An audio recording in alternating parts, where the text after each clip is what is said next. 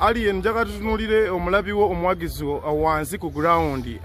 yalabye embeera eyabaddewo oba obutambi buze butambula obutambi obwo butuufu oba teyabadde ggwe yabadde ggwe embeera eno yakutuuseeko eti era lwaki mu bantu bonna etuuka ku alien skin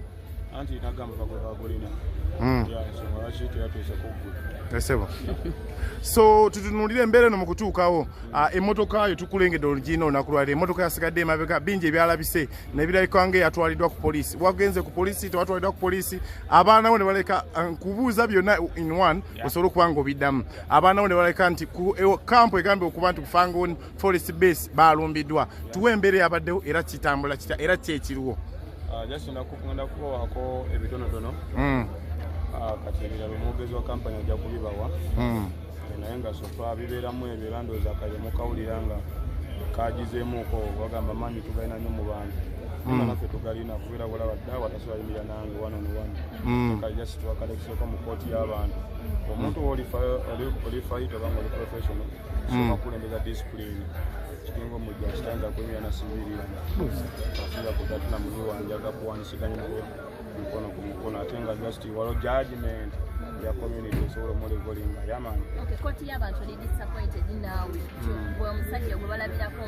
Pallaso kubatya kirungi nnyo yanjaga bandabirengako tuno olumu odifeatinga nabwongo olumu no defeatinga physically era olaba gemu ezibaddengawo ffe tuziridinga naye era neno ffe tuziridinga gweno yabwongo abaana bafune kampani yabali simponi bagamba ekikambwe tekigenda na kikambwe kuba balabadde ambushi nga bakisetinze ekitegeera kati singa ndi muloosi zasasula ofisi gyetwabaddemu ekitegeera poliisi mukute obubi omukifo ky'abantu naye ngaolumu osobola okukakkanamuuko ate ebyo nebiyitawo namwegwako patituna gyetulimu ensonga olaba waliwo eyawolomye nga waliwo naseesaamu si bwe kiri bannaye Buchaman avuddeyo n'agamba olunaku lw'olwaleero nti nga ye ghetto president agenda kussa ku ntandaalo mukyakabi Buchaman ghetto president mu mbeera eno alien abantu bagamba olunaku lwaleero omusajja olwakukubye ekivulu kye kiri ku bunkenke olinawo embeera gy'otaddemu okuba nti ekivulu kya Pallaso kiri ku bunkenke sina mbeera kubanga saaliyo nga bategeka esinze Katonda nange mekineetegekera mbeera ntya nengeresewo sabotage ngaekintu kyesitandise kitegera sofa siminaako nnyo mbeera gyange bagamba naye just waliwo tamuzi namutaddeko just omujjako natti era bimanyi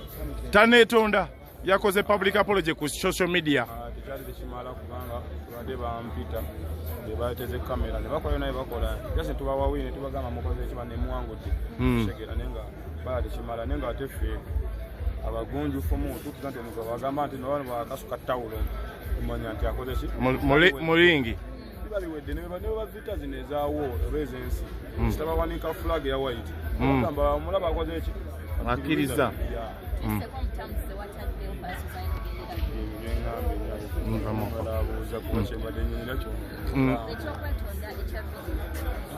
ekyokwetondera ekya vidiyo tekyasoboka ye bwe yagambye kyenbuuza bwe yagambye olindako soka wanda muntu bigambo ekyokola kimanyi kubamanyi kimufiiriza nekimwongerako kuba nange sinyo omuntu sinambira gyemutaddeko just lwakuba nti waliwo bafaani bange kyemanyi abasobola okubaako kyebampuliriza kitegera singamba ntadde embeera nti nomukulu yavuddemukwabwati embeera zino twabataddeko balaba nti nozikoleddwako okitegera bannange abaana bo bali batya kuba tuwulidde nti waliwo abaana abamu bayisiddwa buli waliwo be basaze ne be balumbye abaana bali batya mu mbeera ati sofa vitalina bwe beewedde mubamu okwekolekitinga olina agenda nejjanjaba nawe nejjanjaba ekitegeera kubanze manyi vita bwe beewedde oyinza kugamba nti ate lwandibadde lwana ne Kenya olutalo luwedde ate Kenya mujje mujjanjaba abaana baffe biba biwedde ekitegeera era ensonga kisobola kukola smart statement oba difference oba ki bya kigeto ekitegeera kyera kyabadde kiri disappointing nnyo ate eyantakinze ate nga waliwo ne kabangali ekitegeera neŋŋamba ye tegwakubye gwakaaba tegwasiba ndaba mwana kati nga nze mafia teguggwa oba wayise eno mu ngeri ya kistreet kigule ku street afa amateeka tugamanyi ne poliisi gyeri naye nkimanyi nti nogwendi naye muniga oba okkiza nti no ndi muniga oba nogambe nti ndi muniga oba bwova nogamba nti ndi mujento nga nange ngamba nti oli mujento deni balooya bange nga bava nga bawere nemba ne balooya naye bwe kiba nti gyaki street obadde kinaawe Alien, twalabyeko mu different regions ng'embalala nga baana ze batandikisalayo ne Kampala nga baana bazisalayo so far ekyo sikinamu mukono oba kyakwatibwako mukakundi konna naye just nti ono olulimi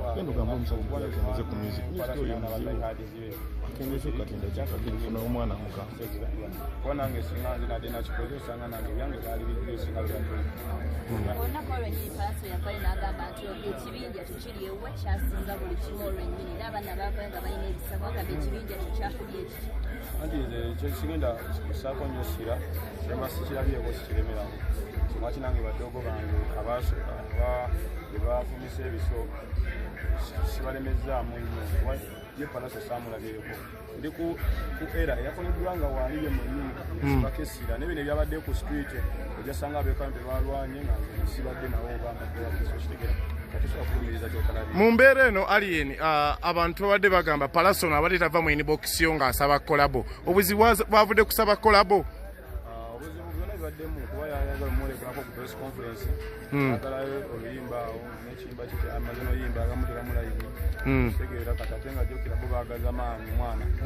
mugamba ati sooka ogusale tujja kulaba Walan tubakolako ndagano nakuwa nakuwa eno okulikustinga zenge enyimba zemba nkola era ku drawing zemba manyi nakola kola sositegerere nga nalaba bannamugamba tubikyusa namuzalaba kanamugamba tubikyusa segera netujja kulaba kyalipizemu Saga agambye budo nako kavaako obuzibu ng'omugulira engoye omugulira engoye n'omwana kati ate omwana ayambalire wano ne bali bawewe sibe nayogera oli yagamba abo ne Pallaso bambalira wano mugamba nkyambo ne gudo si Pallaso sinze mu brandi nze bulala noli brandi ngawe sinza kujja ku boutique kugula ngoya ate gudo n'ogamba mbulirawo Nchaga Avuddemu n'agamba ku bimu ebyaleetesa kabangali mbu waliwo abalala abakunoonya ng'olina emisango mbu ne bakuleetera kabangali so si nti kabangali yajja lwa Pallaso solamba Chaga omwogezi wa poliisi bato bwatugamba mwali mukubirizibwa mu ng'abantu gwe ne Pallaso Alien tugende ku nsonga watadde oluyimba amusori tubale tusubira mu mbeera eno Pallaso okuvaayo ate yeetonde mu music ng'atadde music nga yeetonda lwaki otamusori kuba Chaga balina kyebagambe eggwanga oba owuliriza meso gy'oluyimba gasa endongo yange ebeerawo abo nga nta kuba ekyanteeseza video ne audio nti nze ndi muyimbi okutegeera masinga ku byemmanyi ebyota endongo yange mwana yani bino osinga yakulwana nyingi nga nezijiri awosenga studio neza ku business yange gyensinga otegeera musical Pallaso aliwa ku level yo anti kati sinza levelinga nja sibafaani kutegeera anti wagambye mwabayitako mwadduka emisinde bo time yaabwe yayitako edda kati oba opimyemu teri bazalawo kututa ennyimba nsobola okugamba nti nina ennyimba ezikwende nga zonna zange natemwirulwe kitegeeza nti mba njogera mazima kinyiiza nekimukolaki kimunyiiza just oba tozalaye n'omuntu omulala akiraba kuba mbaddengawo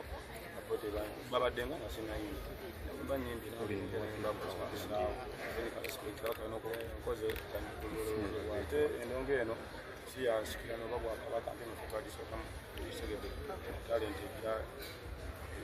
Alien kyeki subireyo nga mwenda sinabafunako programu then baba balina okumpitamu bali requestinga ne babookinga ekyokukitegedde naye nga waliwo ebimaze okukolebwa singa ebirina okukolebwa biba bikoleddwa kyekiddako nga babirequestinga okubali kyekiddako Alien toli kiddako era kati wenva wano ngenda waka yeno ganda gye bagamba gyotambula naye kati nammwe muli ntambula nammwe namukuba nammwe kwemuli nabo beebuuza tebabamanyi okitegeera bano tebabamanyi nammwe tebabamanyi kati ne bano beebuuza